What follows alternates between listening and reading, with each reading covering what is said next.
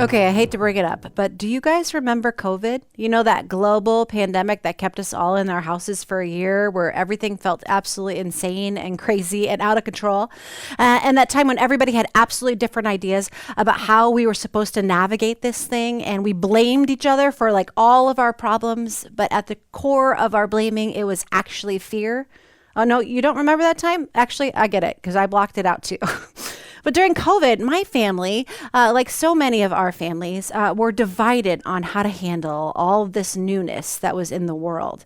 We were divided on what social distancing meant, how big our bubble was going to be, how if you got COVID, how you were going to treat it.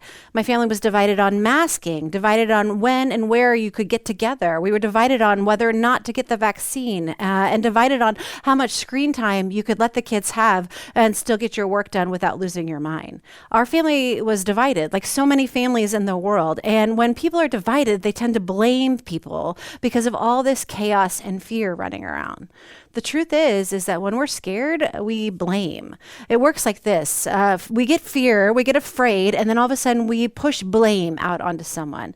And when we push blame, all we're really doing is sort of discharging that negative emotion. We're taking all that fear and anxiety that we have in ourselves, and we're sort of pushing it out onto another person, onto another group, onto another political party. Sometimes it's just whatever is right there in front of us. It could be even our dog. Here's an example of how blame works. I have this sweet 4-year-old dog named Maple. And one December, I went down to the lake and I was sitting there. It was a beautiful Wednesday afternoon and I was just drinking a cup of tea and she was sort of sniffing around. It was before I went to church for sort of Wednesday night programming. And at that time, the lake, it was barely frozen, like just a couple of inches. And there were cracks through it and little open parts of the lake. And all of a sudden, Maple decides that she's going to cross this lake on thin ice. And she's going and she's jumping over the cracks. And the whole time I'm standing on the shore and I'm thinking, oh my gosh, I'm going to watch my dog drown right here on this lake. And there's absolutely nothing I can do about it. I'm yelling at the dog. I'm freaking out. I don't know what to do because now she's like clear over on the other half of the lake. And so I do what a lot of people do in this situation. I called my husband, Ryan, who was at work in Chicago. And then I yell at Ryan by telling him that he didn't teach the dog how to come back well enough. And now I'm sitting here and I'm telling him that he needs to tell the dog to do back better, and I'm blaming everybody. But that's what blame looks like. You see, in my fear that my dog was going to drown, I discharged my emotion onto my husband, even though, if I'm honest, he had nothing to do with it absolutely at all. We've all done this, haven't we? It was your wife's fault when you spilt your coffee on your pants, or it was your boss's fault that you didn't get that promotion. Fear causes us to blame. We're discharging, we're pushing out that sort of negative emotion. Long story short, Maple came back running over the lake. I had to apologize to my husband when he got home from Chicago, and Maple had to stay in her kennel for the rest of the day, and I had to wait to go to church until my heart rate came back down. But you'll remember during COVID, we were all scared. Everyone was afraid, and everyone blamed. My oldest son, Chase, and one of my sisters were on opposite sides of the political spectrum. My sister and I, during COVID, we had a disagreement, and if I'm really honest, it broke us. She chose not to talk to our family, which tore me apart and would wake me up in the middle of the night with anxiety. I'd text and I'd call her weekly and I wouldn't hear anything back. And eventually, after about a year and a half, she agreed to meet me for a cup of coffee. Both my sister and I, we drove 2 hours to meet together and we reconciled. But it wasn't just the reconciliation of COVID stuff. It was all kinds of other layers.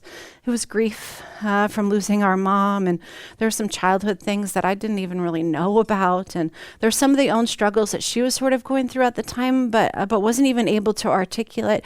There were so many things going on underneath that blame and that grief and that fear, that negative emotion. And the truth is, after that reconciliation, we've been working at it, and my relationship with my sister Carrie it's been beautiful ever since. But even after that, my son Chase still struggled with her. He chose not to invite her to his wedding, which broke my heart. Chase chose not to come to family gatherings, which also broke my heart. And for years, I've just been hoping and praying for reconciliation between the two, for healing. Like, I want nothing more than for harmony and my whole family to feel like they can come together. And it wakes me up in the middle of the night, and I pray and I pray. And if I'm honest, I didn't know if I could ever get these two back together. It felt absolutely impossible. You see, as I was preparing for this message, I started thinking about all the times in my life when faith felt impossible. And the truth is, there are too many to count. And here's the thing. I know that you experience all of that too. We have impossible times in our life, like when the doctor comes and says it's cancer, and you pray for healing, but the diagnosis doesn't change. Or when your marriage is hanging on by a thread and you've run out of words. Or when your child is making destructive choices and nothing you do seems to help. Or when you've been trying to get pregnant for years and month after month just brings more disappointment. Or when you've lost your job and it feels impossible, but the bills keep coming. Or when you're struggling with depression or anxiety and God just seems like painfully silent, not even involved. Faith feels impossible when you find yourself relapsed into an addiction, something that you thought you beat a long time ago. Or when you're trying to break a generational cycle of abuse or dysfunction and you wonder if your family story will ever change, if it's even possible for it to ever change. Faith feels impossible when you've been betrayed by somebody you trust so deeply, or you've been hurt by the church and you're not sure you ever want to walk through the doors again. Faith feels impossible when you're trying to forgive someone who never apologized, or you're grieving the future that you thought you would have. Faith feels impossible when you're standing at the grave of someone you love and wondering if you're ever going to be whole again. Now, we're in our last week of our series called Staying Afloat. And we've looked at 4 stories in this series of the Bible of people whose lives ended up looking like nothing that they've planned. People who were stuck in places where they felt like they were drowning, like the world was too much, like what life was overwhelming and uncertain and unpredictable. And the question I want us to think about together today is, what do you do? What do you do when faith feels impossible? Let's be real today. Sometimes faith feels impossible. Sometimes things haven't worked out for us. Even though we've been faithful, even though we've attended church, even though we've prayed and done our Bible study, it still hasn't worked out for us. Sometimes what we've wanted seems so close, but still so far away. It feels impossible. And for the answer to this question, today we're going to look at the story about the Red Sea. Now, we're familiar with the Red Sea, mostly because of either the Charlton Heston 10 Commandments movie or the cool cartoon Prince of Egypt. It's the story of Moses. Now, Moses grew up adopted into the home of the Egyptian Pharaoh, but he is a Hebrew. The Hebrews, they're also called the Israelites. They are enslaved to the Egyptians. Moses discovers his identity as a young man, and he finds out that he is actually Hebrew. And when he finds out that one of the Egyptian guards are beating a Hebrew man, Moses runs and intervenes and ends up killing the Egyptian. This is enough to make the Pharaoh angry and to make Moses run. He runs a full 300 miles into the land of Midian, and he lives in the land of Midian for a long while. In fact, he fully settles in there. He makes his home. He gets married. He has a father-in-law. He has children. He becomes a shepherd. But then one day when he's out in the field, sort of tending to his sheep, he experiences God calling to him from a burning bush, or from a bush that has not been consumed. From this voice of God, God says that Moses, you need to go back into Egypt and you need to free all the Israelite slaves. So Moses listens to God after a whole narrative, and Moses heads back into Egypt and has a full-on showdown with the Pharaoh. It includes 10 plagues and death passing over, and finally Pharaoh decides to let the Israelites go. The Bible tells us that at that time there were 600,000 men, so we can definitely add women and children to that, meaning that it's more than likely about 2 million people that are leaving enslaved in Egypt. This wasn't God just reaching a handful of people, saving them from slavery. God rescued an entire nation of people, an entire nation who now had sort of nowhere to go. And this is where we're going to pick up on the story. When Pharaoh let the people go, God did not lead them on the road through the Philistine country, though that was shorter. For God said if they face war, they might change their minds and then return to Egypt. So God led the people around by the desert road towards the Red Sea. I want you to see that this is intentional. God did not lead them on the shorter road. When we read this, this should shock us. Us impatient people, we would prefer a shortcut. But God knows that the Israelites, they aren't ready for it at all. So God intentionally leads them towards the sea. I think God knows that sometimes the shortest path is not always the best path forward. Now, I want you to notice too that the sea isn't a detour, it's an intention. It was the place where Israel would finally discover the full character of who God is. Now, the Red Sea, sometimes you'll read it in the Bible called the Sea of Reeds. It's huge. It's 180 miles wide in places. It's roughly the size of Lake Michigan and Lake Superior sort of combined. And imagine now this whole Israelite camp of 2 million people, they end up on the shore. And at the same time, those in the back of the camp, they can see on the horizon that the Pharaoh has changed his mind and all of the Egyptian army are marching towards them. The story continues.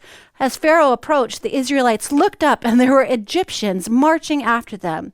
They were terrified and cried out to the Lord. They said to Moses, "Was it because there were no graves in Egypt that you brought us to the desert to die? What have you done to us by bringing us out of Egypt?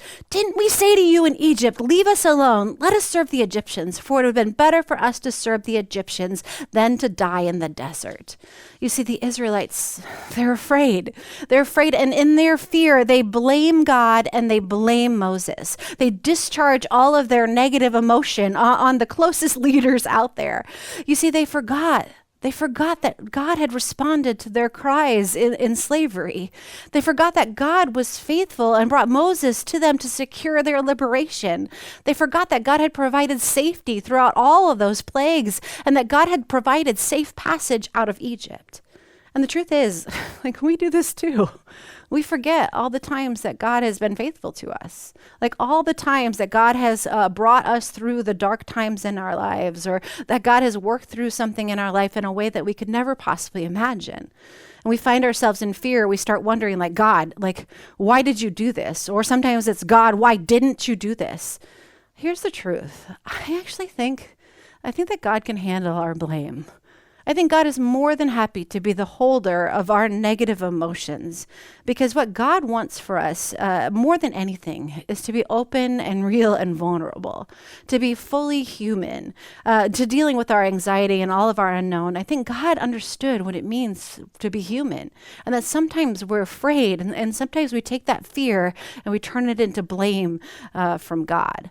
And this is where Israel finds themselves. Moses stands in front of these 2 million terrified people who are blaming him. And behind them is Pharaoh's army. And on the other side is a sea 180 miles wide. Friends, there's no military strategy. There's no escape route. There's no plan B. It is absolutely impossible. And then Moses says one of the strangest, most beautiful, most vulnerable things in all of the Bible. He looks at this 2 million people gathered there, the whole Israelite community, and he says to them, "Do not be afraid. Stand firm, for the Lord will fight for you. You need only to be still." Do not be afraid. Stand firm. The Lord will fight for you. You need only to be still. You need only be still. But sometimes, if we think about it, stillness is like the hardest act of faith there is, because we always want God to do something, or we always want to do something. But God says, be still, surrender, trust, let go. You see, often what we want is different than what God does. We want God to remove the problem. And instead, God doesn't. God makes a way through the problem. We want instant relief, and God is looking for something much deeper. He wants transformation. We want the short road, but God takes us on the long road. We want self-reliance, to be able to do it on our own, but God is encouraging us to just trust God, that we can be dependent on God. You see, for so many of us, we're so used to doing things on our own. We make things happen on our own. We accomplish, we hustle, we say things like, if there's a will, there's a way, or nothing ventured, nothing gained, or keep your eye on the prize, or what doesn't kill you makes you stronger. In our culture, we admire grit, we celebrate determination, we tell ourselves, just work harder. But the truth is that Israel couldn't outwork the Red Sea. They couldn't outthink it. They couldn't outfight Pharaoh on the other side. And yet all was closing in on Israel. Pharaoh on one side, the Red Sea on the other. The one thing that God asks them to do is nothing. Nothing. Let's be honest. Sometimes faith feels impossible because God is asking us to be still, but we'd rather be moving. We'd rather be making progress. God tells Moses to raise his staff, and the wind begins to blow, and the sea parts, not because Israel had great faith, because they didn't, not because Moses was fearless, because he definitely wasn't, not because they finally stopped complaining, they never stopped complaining, but the sea parts because God is faithful, because God makes a way. The sea parts because God is God, and that's it. Psalm 106 puts it this way. God saved them to make God's mighty power known. The Red Sea opening wasn't ultimately about the sea. It was ultimately to show us the character of God, how God shows up in the crisis and not apart from it. When there's no clear path forward, when things feel and seem impossible, God makes a way when there is no way. Meaning that in our inability, in our weakness, in our impossible, God shows up over and over and over again. Not because we earned it or we've proven it by our piety, not because we figured it all out or did everything right, not because of our faithfulness to God, but because of God's faithfulness to you. It's beautiful, isn't it? This May, my son, my third child, Sawyer, graduated from high school, and both my oldest son, Chase, and my sister decided that they loved Sawyer more than their differences and that they would come spend the weekend together at my house. And all the things that could have possibly happened, they actually happened to pull into my driveway at exactly the same time. And I sort of stood by the front door with like bated breath and anxiety, because the truth is that I love them both so much. And when they saw each other, I wasn't sure exactly what was going to happen after 5 years. And then what seemed impossible to me happened. They got out of their cars and sort of their shoulders softened. And I watched as my sister said, "Hi, Chase." And Chase said, "Hi, Aunt Carrie." And then they hugged each other. And I stood off to the side with tears in my eyes. After 5 years, like it felt impossible. And as I was standing there crying by my front door, I realized something. The greatest thing wasn't that my family finally sort of reconciled a little bit. There's still ways to go, but like they sort of reconciled. That wasn't the greatest thing. The greatest thing is that God didn't stop working the whole time that I thought that nothing was happening at all. You see, in my piety, in my praying, my hoping, my wishing, my journaling, I was trying to control how I wanted God to work this thing out with all my little comments here and there, like, "God, please, God, please, God, please." For 5 years, I could say all I did was just like the Israelites. I just complained. You see, I know today so many of you are standing at your own Red Sea, and it feels like the army is coming behind you. You're standing in the middle of your own impossible. Maybe it's a diagnosis. Maybe it's the trouble in your marriage. Maybe it's something going on with one of your kids, and maybe it's grief or an addiction, or maybe it's the loneliness. Maybe it's just frustration. And you've prayed the same prayers for years, and you're beginning to wonder, God, are you even listening? Or you're being wonder if you should just start blaming God for this situation. I want you today to hear the words that Moses spoke to Israel. Do not be afraid. Stand firm. The Lord will fight for you. You need only be still.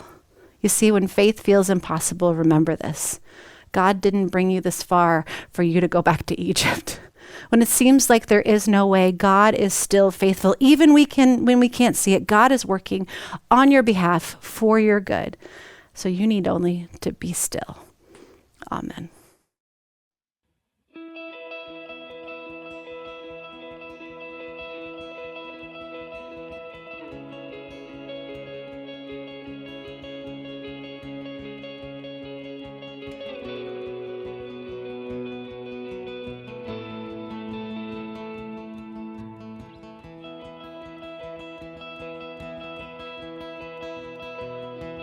Why are you striving these days? Why are you trying to earn grace? Why are you crying? Let me lift up your face. Just don't turn away.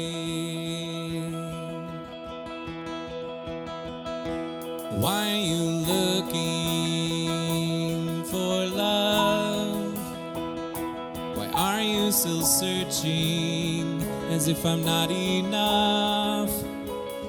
To where will you go, child? Tell me, where will you run? To where will you run?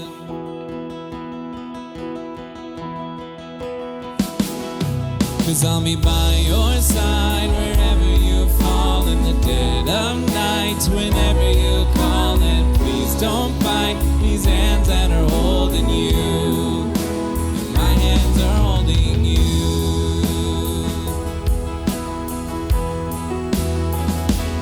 Look at these hands at my side. They swallowed the grave on that night when I drank the world's sin so I could carry you in and give you life. I wanna give you life.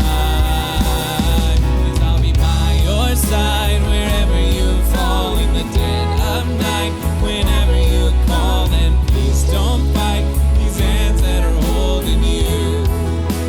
My hands are holding you. Here at my side wherever you fall in the dead of night. Whenever you call, then please don't fight these hands that are holding you. My hands are holding you. 'Cause I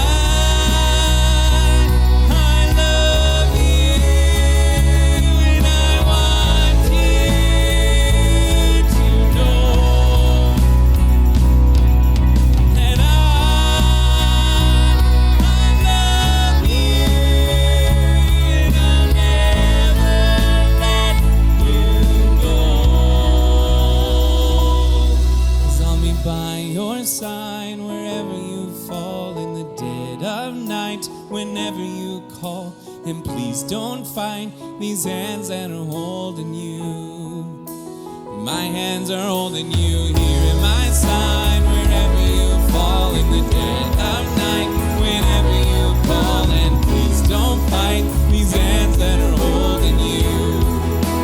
My hands are holding you. Here at my side, my hands are holding you.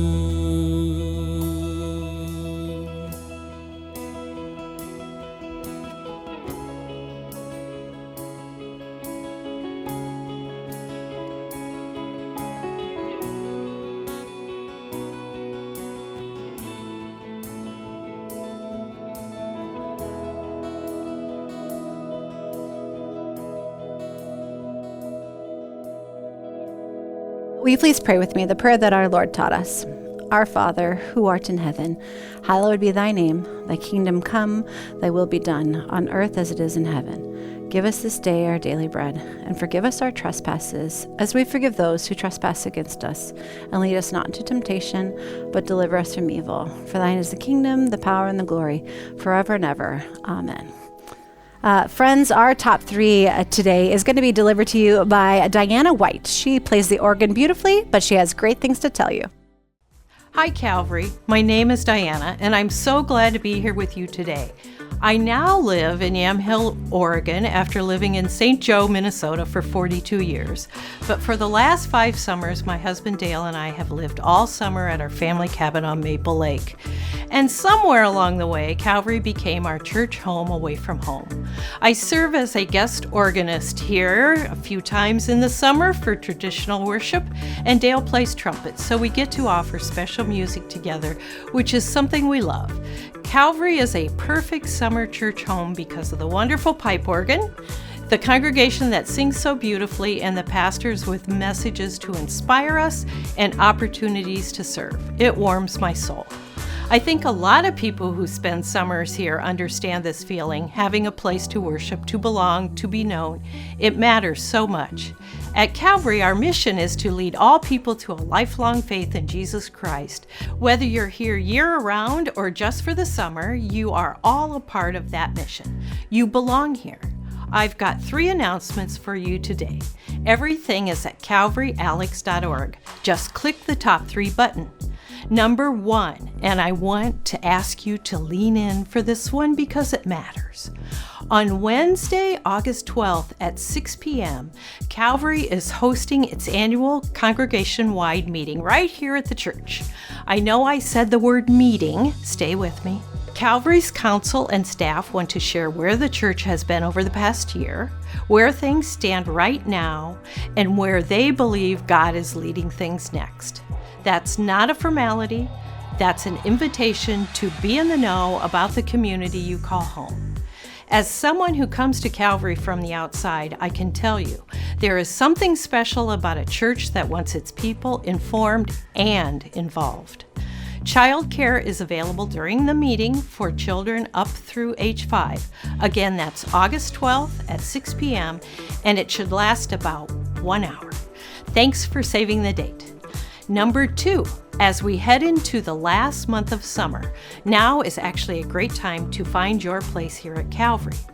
Whether you're newer to the church or you've been around for years and are ready to get more involved, there is a spot for you. Serving can look like a lot of different things. Maybe it's a hospitality role at the church or at the lake. Maybe it's offering special music. Any other accordion players out there? Or maybe it's volunteering in Next Gen ministry with Calvary kids and students. Fall programming will be here before we know it, and those ministries need great volunteers just like you. If you've ever wondered whether working with the next generation might be your thing, I'd encourage you to find out. There's no better way to discover your gifts than to show up and try. An easy first step is heading to calvaryalex.org and clicking the Find Your Place button. And number 3, next week we kick off a brand new series called Flip the Script, a fresh, bold look at how Jesus calls us to live. When we start a series, it's a great time to invite someone to join you. I'm guessing many of you have lake neighbors who are only in Alex for the summer. A new series is a perfect reason to knock on that door.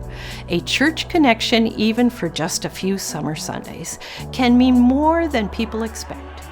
Thank you for letting me be part of your summer, Calvary, and next time you see me behind the organ or the accordion, be sure to introduce yourself. Have a wonderful week. Thank you so much, Diana. We're going to close today with a time of generosity like we always do. And there are 4 ways that you can give, and they're on your screen. The first is you can go on our website, calvaryalex.org. Second is you can use Venmo. Third, you can mail a check to the church. We'd really appreciate it. And fourth, if you can't figure that out, just give us a call. We'd love to talk to you. Have a great day, everyone.